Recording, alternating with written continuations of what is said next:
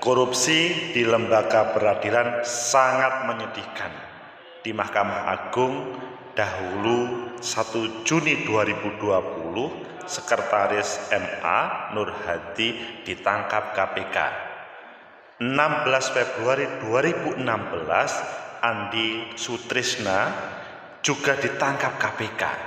Kemarin ada 10 orang, salah satunya Hakim Mahkamah Agung.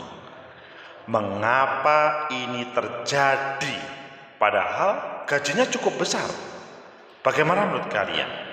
Menurut analisis saya,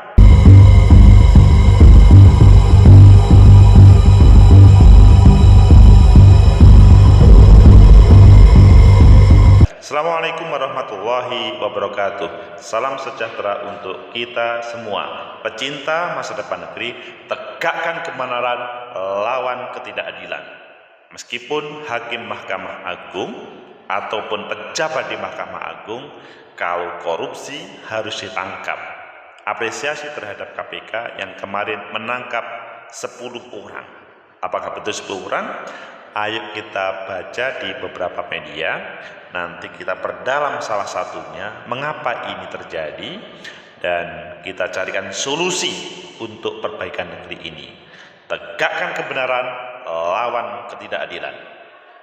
Pertama, kita lihat di Detik, KPK tetapkan 10 tersangka terkait OTT di Mahkamah Agung. Salah satunya Hakim Agung. Ngeri kalau melihat berita di Detik ini.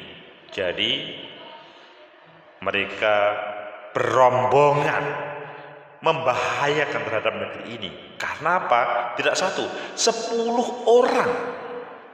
Emangnya mereka aman kalau sudah berombongan? Kita lihat di CNN Indonesia, KPK, Hakim Agung Sudrajat Dimyati terima duit 800 juta. Apa-apaan lagi ini? 800 juta. Padahal kita lihat lagi di yang lain. Profil Sudrajat Dimyati, Hakim Agung MA yang ditangkap KPK, harta kekayaan 10,77 miliar. Wah, ini pasti bertanya semuanya. Memang Hakim Agung atau hakim itu banyak, tinggi gajinya, tapi kok sampai 10,77 M? Ini dari mana? Apakah punya bisnis? Selanjutnya yang terakhir di Merdeka, Hakim Agung ditangkap KPK, korupsi di lembaga peradilan sangat menyedihkan. Ya, ngelus dodol lah. Ini kok terjadi? Kurang ajar. Penegak hukum mengajarin yang tidak benar, itu harus dihukum seberat-beratnya. Ayo kalian pilih yang mana? Oke, kita pilih yang di CNN, tapi nanti dilengkapi dengan yang lain. KPK, Hakim Agung Sudrajat Dimyati terima duit 800 juta. CNN Indonesia, Jakarta, KPK menyebut Hakim Agung Sudrajat Dimyati, SD, menerima duit sebesar 800 juta terkait penanganan perkara di Mahkamah Agung. Kurang ajar ini, asli kurang ajar. Dia itu loh menjalankan tugasnya menangani sebuah perkara, tetapi bermain-main dengan di dalamnya. Kurang ajar. Duit itu diterima Sudrajat lewat perantara bernama Eli Tripangestu, ETP, yang merupakan hakim justisial panitera pengganti MA. Apalagi ini kong kali kongnya dengan hakim yang lain lewat perantara, maksudnya perantara. SD menerima sekitar sejumlah 800 juta yang penerimaannya melalui ETP, ujar Ketua KPK Firly Bahuri dalam jumpa pers di kantornya. Jumpa pers pada Jumat hari ini. Adapun uang yang diserahkan pemberi yaitu Yosef Parera, YP, dan Eko Suparno, IS, selaku pengacara, yaitu 202.000 dolar Singapura atau setara 2,2 miliar. Kurang ajar. Emang gajinya kurang. Uang itu diserahkan Yusef dan Eko kepada Desi Yustria yang merupakan PNS pada kepanitiaan MA. Ini berliku-liku.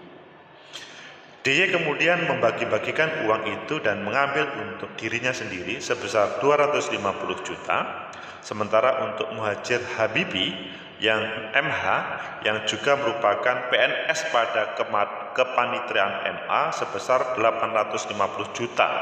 Kemudian untuk ETP 100 juta. Ini kok bagi-bagi, rakyat lagi suasana kacau. Kemarin kenaikan BBM aja protes. Ini bagi-bagi uang, dan kurang ajarnya adalah orang yang berperkara dimakan. Dengan penyerahan uang tersebut, putusan yang diharapkan YB dan IS pastinya dikabulkan dengan menguatkan putusan kasasi sebelumnya yang menyatakan Koperasi Simpanan Pinjam Inti Dana ID PAIDIT. Oh, ini dibalik sebuah kebijakan. Firly mengatakan saat ini KPK melakukan OTT dari DY, ditemukan dan diamankan uang sejumlah 205 dolar Singapura. Selain itu ada penyerahan uang dari Al Basri AB selaku PNS MA sekitar 50 juta rupiah. Enggak bermoral sama sekali. KPK menduga DY dan tersangka lainnya juga menerima pemberian lain dari pihak-pihak yang berperkara di MA. Hal ini akan didalami lebih lanjut oleh tim penyidik. Sebagai pemberi suap, Herianto, Yosef Eko, dan Evan Dwi disangkakan melanggar pasal 5 ayat 1 huruf A atau B atau pasal 13, pasal 6 huruf A Undang-Undang Pemberantasan Tindak Pidana Korupsi, junto pasal 55 ayat 1 ke 1 KUHP. Sedangkan Sudrajat, Desi, Muhajir Reddy, dan Al Basri sebagai penerima suap disangkakan melanggar pasal 12 huruf C atau pasal 12 huruf A atau B, junto pasal 11 UU Tipikor, junto pasal 55 ayat 1 ke 1 KUH Pidana. Pecinta masa depan negeri, tegakkan kebenaran lawan ketidakadilan.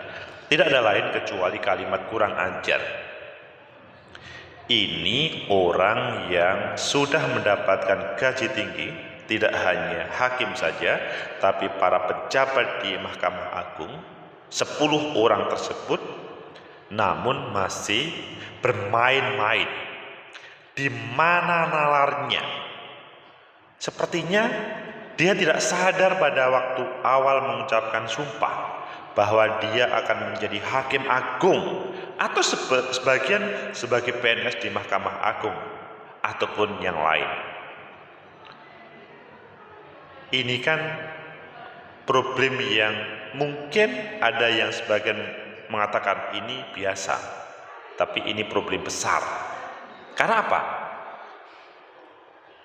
Intinya itu bagaimana proses penanganan hukum, kemudian yang ditangani itu bisa beres, maksudnya bisa dibebaskan. Koperasi simpan pinjam inti dana itu PAIDIT. Bagaimana kemudian dipaiditkan? Ini kan kurang ajar ini. Kasihan mereka yang berhubungan dengan koperasi simpan pinjam tersebut. Bisa-bisa uangnya habis, hilang. Kok nggak mikir ya? Jadi bermain di belakang hukum dan berkoordinasi. Kalau berkoordinasi bagus ya. Melakukan kesepakatan jahat, permufakatan jahat untuk sebuah lembaga koperasi simpan pinjam inti dana supaya dikatakan pilot dan kemudian bebas. Ini kan kurang ajar. Dia tidak mikir orang yang lebih lebar lagi, ini yang luas lagi.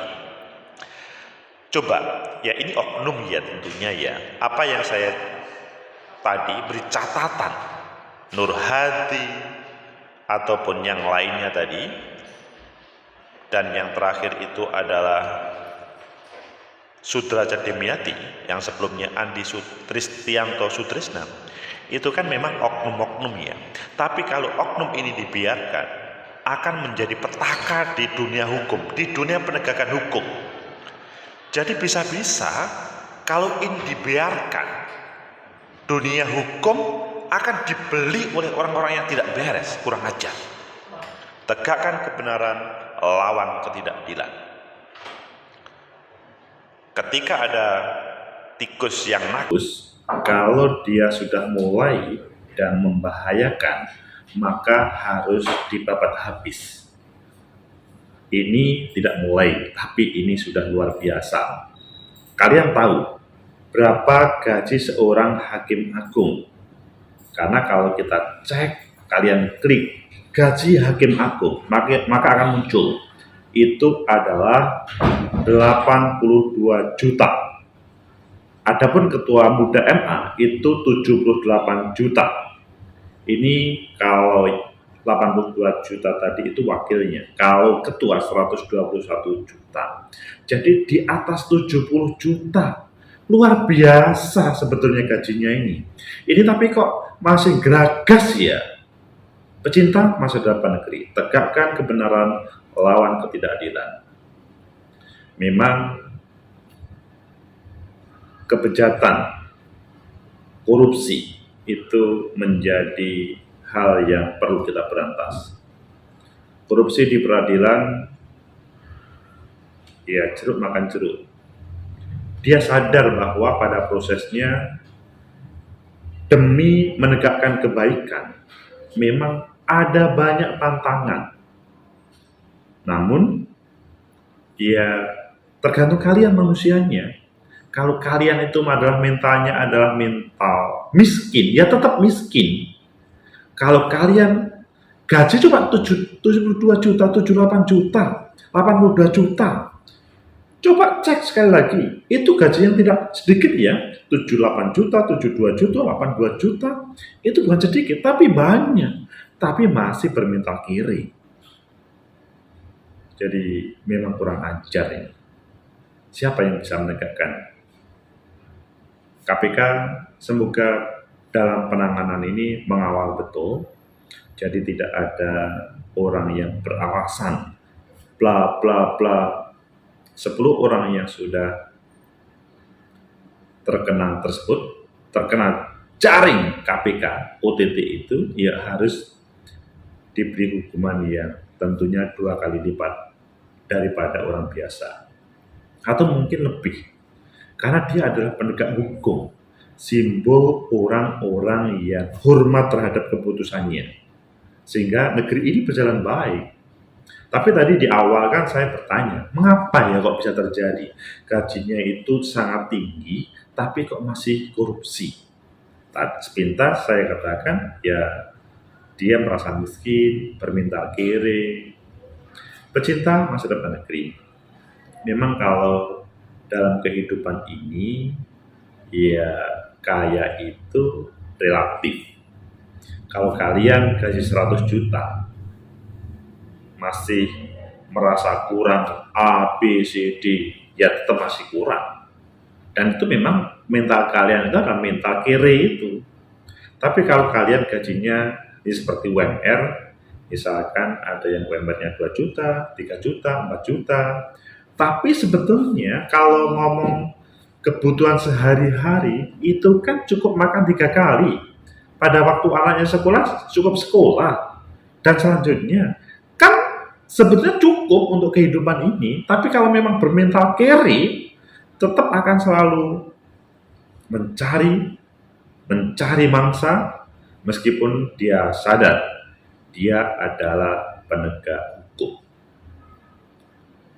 Apakah ini menjadi momentum penegakan hukum bagi para penegak hukum? Tentunya tidak.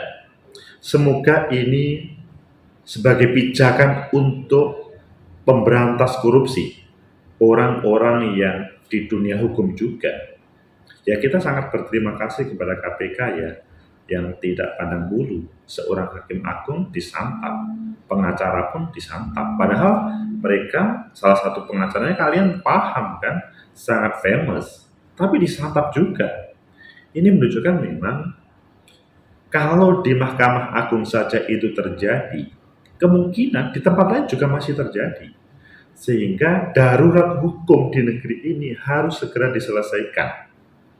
Ya, kita semuanya perlu terlibat supaya tidak ada yang bermain-main. Darurat hukum itu bisa terselamatkan, apalagi dalam suasana BBM hari-hari ini diprotes oleh banyak rakyat. Coba bayangkan, ada yang protes terkait BBM, naiknya sebetulnya hanya sekian ribu, namun bukan sekian ribunya yang permasalahannya.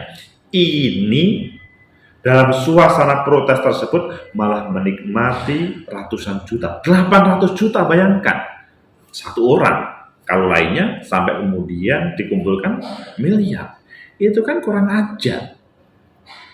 Semoga ini tidak terulang lagi ya. Ya, caranya tidak terulang ya, ini memang harus diselesaikan dengan benar. Jangan sampai ada yang semacam menjadi garansi sehingga kemudian aman. Karena tadi di tempat lain ditanya sang hakim agung, kasus apa ya? Seakan-akan tolol, seakan-akan tidak tahu. Padahal kan ya pasti tahulah penangkapan itu, dan memang perlu dikritik ya. Sayangnya tidak langsung seperti yang lain. Pada waktu proses penangkapan, coba nanti bisa diklarifikasi apakah betul atau tidak. Di salah satu media itu bahwa cukup KPK agar mereka bisa, maksudnya proaktif, tidak semuanya langsung masuk. Apakah betul atau tidak, mungkin itu bisa diklarifikasi. Intinya penegakan hukum hari ini perlu dijalankan secara lengkap, maksudnya tidak ada orang yang bermain-main dengan dunia hukum. Tegakkan kebenaran, lawan ketidakadilan. Meskipun hakim MA pun, itu harus diberikan hukuman yang tidak cukup setimpal, namun 2 kali lipat. Semoga bermanfaat. Like, subscribe, comment, and share. Sampai jumpa.